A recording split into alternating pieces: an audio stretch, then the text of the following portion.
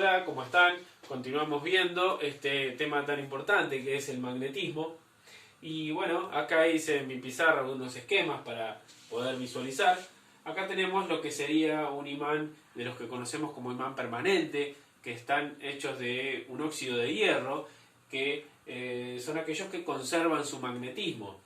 Tenemos nuestro polo norte y nuestro polo sur, así como ese imán de barra que yo les mostré, ¿sí? Y yo también les dije que si nosotros partimos un imán por la mitad, cada parte va a tener su polo norte y su polo sur. Y así yo lo rompa en un montón de pedacitos al imán, cada pedacito va a tener su polo norte y su polo sur. De ahí que yo puedo intuir de que un imán está compuesto de infinidad de imanes elementales, ¿no? De un montón de imanes chiquititos en su interior. Por lo tanto, por más que yo lo rompa infinidad de veces, siempre va a haber imanes pequeños con su polo norte y su polo sur, ¿sí? Y que cuando esos imanes elementales de los que yo hablo están alineados unos con otros, forman un imán más grande, ¿no? Un imán de tamaño real, ¿sí? Vamos a ver de qué se trata esos imanes elementales y por qué, por más que yo rompa hasta el último pedacito, hasta el último átomo de un material magnético, va a tener polo norte y polo sur, ¿sí? Aquí lo que yo tengo en este otro esquema es que en realidad todos los cuerpos, todos los materiales tienen esos imanes elementales en su interior, solamente que están desordenados. Entonces ese magnetismo está como compensado, porque al haber un desorden, ¿sí?, ese magnetismo no se manifiesta, ¿sí? Porque es como que el polo norte y el polo sur están todos mezclados, entonces ese cuerpo es magnéticamente neutro. Pero hay materiales, como el hierro, por ejemplo, que es uno de los materiales ferromagnéticos que se magnetiza fácilmente, el hierro, níquel, cobalto, que si yo acerco un imán, esos imanes elementales de los que yo hablo de su interior se alinean fácilmente, ¿sí?, ante la presencia de un campo magnético. Entonces ese hierro queda magnetizado, ¿sí?, y se va a comportar como un imán durante un cierto tiempo hasta que su estructura, ¿sí?, vuelva a ser la que tenía antes, ¿sí? Pero durante un tiempo le va a durar ese magnetismo, que es ese reordenamiento de esos imanes elementales que posee el material. Bueno, habíamos estado hablando de esos imanes elementales que componen un imán. ¿Y de qué se tratan esos imanes elementales? Bueno, hay algo muy importante para comprender el funcionamiento de un imán y del campo magnético, y es que para que se genere un campo magnético o para que se genere el magnetismo tiene que haber una carga eléctrica en movimiento. Siempre un campo magnético es generado por cargas eléctricas en movimiento, ¿sí? Cargas eléctricas en movimiento generan campo magnético, ¿sí? Por eso lo puse en un recuadrito, porque es muy importante. Van a ver que es la base, ¿sí?, de la interacción que va a tener el magnetismo con la electricidad, porque después vamos a juntar todo, ¿sí?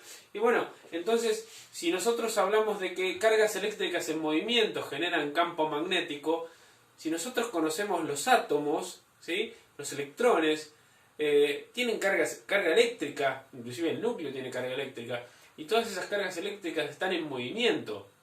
Y si las cargas eléctricas en movimiento generan campo magnético, quiere decir que los propios átomos tienen magnetismo, ¿sí? Los propios átomos del material tienen magnetismo.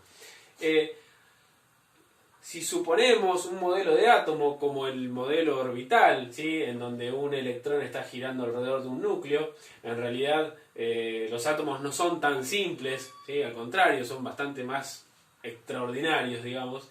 Pero para entender mejor, supongamos un modelo planetario, si se quiere. Cuando un cuerpo gira sobre su eje, tiene lo que se conoce como momento angular, ¿sí?, y está representado por un vector que pasa por el eje de rotación. En este caso, el momento angular de este átomo, ¿sí?, o de esta órbita electrónica, es un vector que pasa por el eje de rotación. Y ese es un momento magnético también, porque de acuerdo al sentido de giro, ¿sí?, en este caso voy a tener polo norte y polo sur en un átomo, ¿sí?, y si lo hace en sentido contrario voy a tener polo sur y polo norte, ¿sí?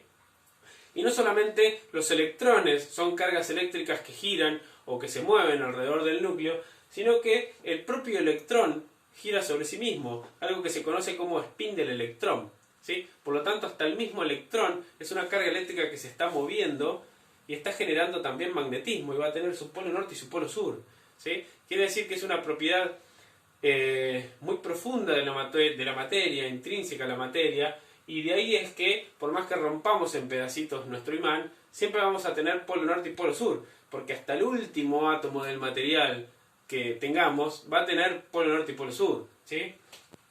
Bueno, ¿y cuándo se va a manifestar ese magnetismo?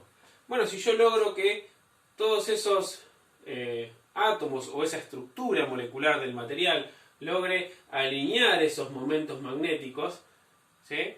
Voy a hacer que se manifieste el magnetismo en ese material y se va a evidenciar por la formación de su campo magnético a su alrededor, por las líneas de campo que nosotros vimos cuando espolvoreamos las limaduras de hierro, ¿sí? Fíjense que por convención esas líneas de campo salen del polo norte y entran en el polo sur. Esas líneas de campo yo las podría continuar, ¿sí? Continúan por dentro del material y son cerradas, ¿sí? Esas líneas de campo son bucles cerrados. Bueno, quiere decir que la causa del magnetismo, en definitiva, es que cargas eléctricas en movimiento generan campo magnético. Y como ustedes ya saben, cargas eléctricas tenemos inclusive hasta en el propio átomo del material. Bueno, el campo magnético, como les dije hace un momento, se representa con la letra B mayúscula, así como al campo eléctrico lo representamos con la letra E, al campo magnético lo representamos con una letra B mayúscula, y también como es una magnitud vectorial, debiera representarse con una flecha arriba, ¿sí? Vamos a ver luego con qué unidad medimos el campo magnético, y como les dije también, ese campo magnético está en presencia del espacio alrededor de un cuerpo de un imán, por ejemplo, y se va a evidenciar por líneas de campo magnético, ¿sí? Siempre son líneas que son bucles que por convención salen del polo norte y entran en el polo sur. Y si, bueno, tenemos dos polos de distinto signo, esas flechas van a buscar atraerse, y si tenemos polos de igual signo, esas fuerzas van a intentar rechazarse. Muy parecido a cuando lo vimos con electrostática, ¿sí? Y esto lo podemos ver aquí utilizando nuestras limaduras de hierro. Bueno, aquí tenemos polos enfrentados de distinto signo y nos vamos a ver cómo se va a formar el campo magnético, que son flechitas que se tiran, ¿sí? ¿Lo ven? Que es similar a lo que tenemos en la pizarra, ¿sí? Como son polos opuestos, se tiran las manitos, ¿sí? Ahora vamos a mostrar qué ocurre si ponemos polos enfrentados, ¿sí? No van a querer saber nada. Lo ponemos ahí. Fíjense en cómo las líneas de campo más bien se abren.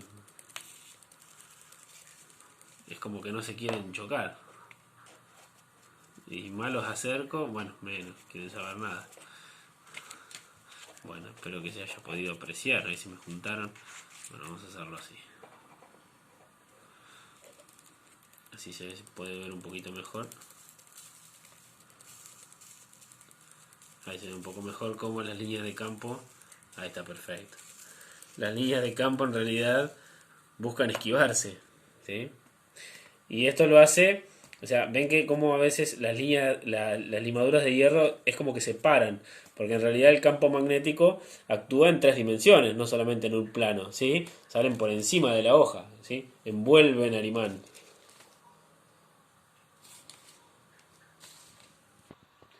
Cuando comenzamos viendo el magnetismo, vimos cómo un imán que podía flotar en un recipiente con agua se alineaba de forma tal que apuntaba al norte de la Tierra y al sur del imán, al sur de la Tierra. Bueno, eso ocurre porque la Tierra tiene un campo magnético Y si nosotros pudiésemos espolvorear la Tierra con limaduras de hierro, obtendríamos lo mismo que obtuvimos aquí en el papel, ¿sí? Es decir, toda la Tierra está envuelta por un campo magnético, que son líneas de campo magnético que van de norte a sur, ¿sí? Y de esa forma, cualquier imán o hierro imantado yo lo puedo usar como brújula, porque ese imán, como hicimos nosotros, o una brújula, ¿sí? Como la que tengo aquí, que es una aguja imantada, lo que hace es ponerse en dirección de las líneas de campo magnético de la Tierra. Por lo tanto, me va a marcar el norte y me va a marcar el sur, ¿sí? Si se logra ver aquí en mi brújula, bueno, tengo acá un soporte con una punta muy finita, de modo tal que de eliminar el rozamiento al máximo, ¿no es cierto? Y bueno, esta brújula se va a alinear siempre en la dirección de las líneas del campo magnético de la Tierra. No es ni más ni menos que un trozo de hierro imantado, ¿sí? Independientemente de cómo lo mueva, siempre me va a señalar, por ahí se traba, los polos terrestres.